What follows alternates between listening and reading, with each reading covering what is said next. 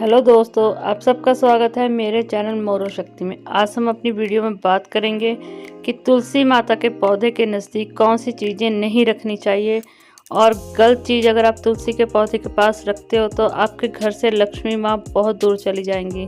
तुलसी माता जो है वो सफाई को बहुत पसंद करते हैं। उनके आसपास अगर हम गलत चीज़ें रखते हैं, गंदगी फैलाते हैं तो तुलसी माता नाराज़ हो जाती है और हमारे घर में बरकत आने की बजाय जो घर में धन राशि है वो भी धीरे धीरे जाने लगती है, घर में गरीबी आने लगती है।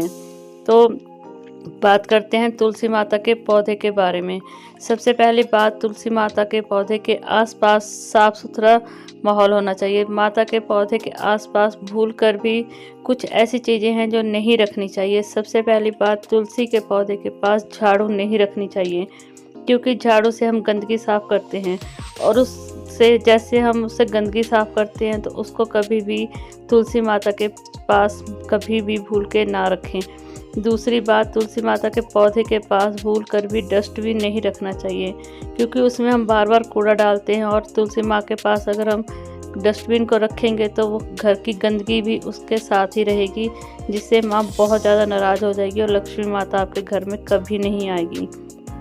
तीसरी बात, तुलसी के पौधे के पास कभी भी भूलकर भी जूते ना रखें। जी हाँ, तुलसी माता के पौधे के पास भूलकर भी जूते नहीं रखने चाहिए, क्योंकि जूते पहनकर हम सारी तरफ घूमते हैं, घर से बाहर निकलते हैं जूते, इसीलिए जूतों को कभी भी तुलसी के पौधे के आसपास नहीं रखना चाहिए।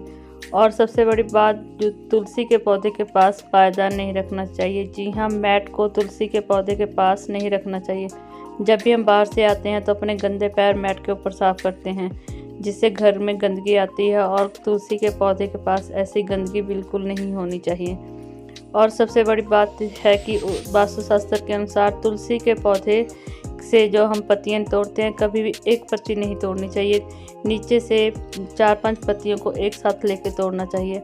और रविवार के दिन तुलसी के पौधे में से कोई भी पत्ती नहीं तोड़नी चाहिए। तुलसी का पत्ता जो होता है वो शालिग्राम के पूजा के लिए माना जाता है। सत्यनारायण की कथा में विष्णु भगवान जी का स्मरण होता है और उसमें तुलसी के पौधे का होना बहुत आवश्यक है। किसी कारणवश अगर आप एतवार को कर रहे हैं पूजा तो आपको तुलसी पहले ही ले लेनी चाहिए। रविवार को तुलसी के पौधे को हाथ नहीं लगाना चाहिए। और सबसे बड़ी बात, जब भी मासिक धर्म में होती हैं कुछ स्त्रियां तो उनको तुलसी के पौधे के आसपास नहीं जाना चाहिए। तुलसी का पौधा बहुत साफ़ सुथरा होता है और बहुत ही सफाई पसंद होता है। अगर मासिक धर्म में हम उसके आसपास भी जाते हैं तो शास्त्रों के अनुसार वो पौधा सूख जाता है, इसलिए कभी भी मासिक धर्म में तुलसी के पौधे के आसपास भी मत जाएं। कुछ बातों का ध्यान रखने के मात्र से ही तुलसी हमेशा हरी भरी रहती है।